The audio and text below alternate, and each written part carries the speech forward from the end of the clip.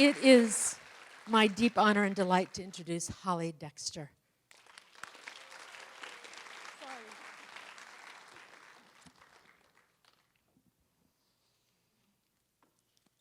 Whew. 21 years ago today, our house burned down with us in it, and we jumped out of second-story windows and were released from the hospital the next day, homeless and bankrupt, and had no idea what was going to happen to us. And it's interesting that when tragedy hits, it cracks you open, and it lets all your demons come out to dance. And that's what happened to me. I called it my unraveling time. And here's my part. In my head, I struggle daily with suicidal thoughts. Although I don't act on it, and I made a vow to myself that I never would, the thoughts persist. I don't know that intrusive thoughts are a common symptom of post-traumatic stress disorder. I just think I am defective. I push the ugly thoughts away, and I try to busy myself with creative projects, gardening, cooking. I really, really try to shield my kids from this darkness in my soul.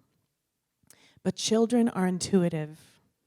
They're natural empaths who feel the energy in the house, no matter if you are the Meryl Streep of feigning cheeriness. I turn away from my husband, Troy, creeping inside my own silent spaces to grieve. I start smoking again. I drink a lot of cheap wine. I sit outside in the carport, hiding from my children with my glass of Chardonnay and cigarettes. Maybe I thought the nicotine and alcohol would fill that emptiness, but it only makes it ring more hollow. I am so broken down, I can't even find the will to paint or create. I still pray, just in case, but I am empty inside.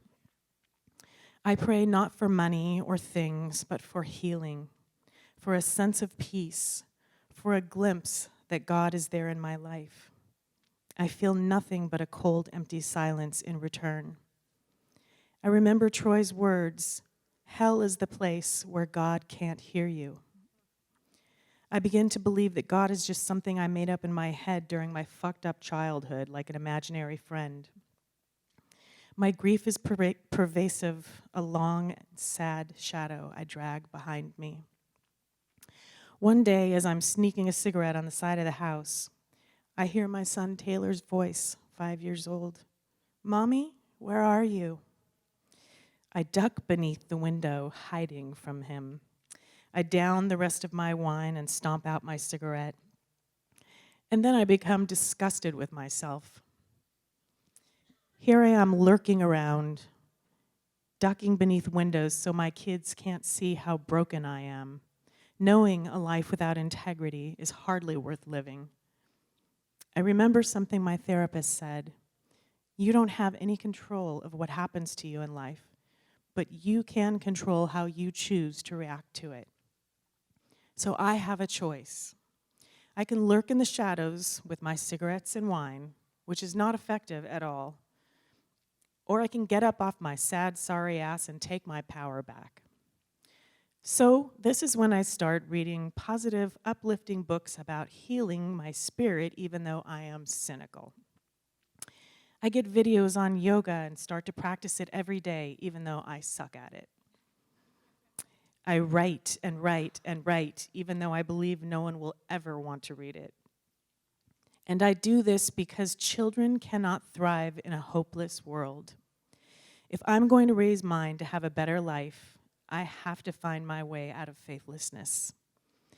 I dig deep in my memory, remembering all that I survived in my childhood and my 9-year-old suicide attempt. Surely there is a reason I was not struck down in traffic that bleak day. And because of that, Kristen and Taylor were born. And because of that, I got to experience sitting under a Jamaican sky with my husband, watching electric storms dance over the ocean. And I don't even know what treasures my future life may hold. Emily Dickinson said, "Hope is a thing with feathers that perches in the soul." It's up to me now to find that thing with feathers and make sure my children inherit it. Thank you.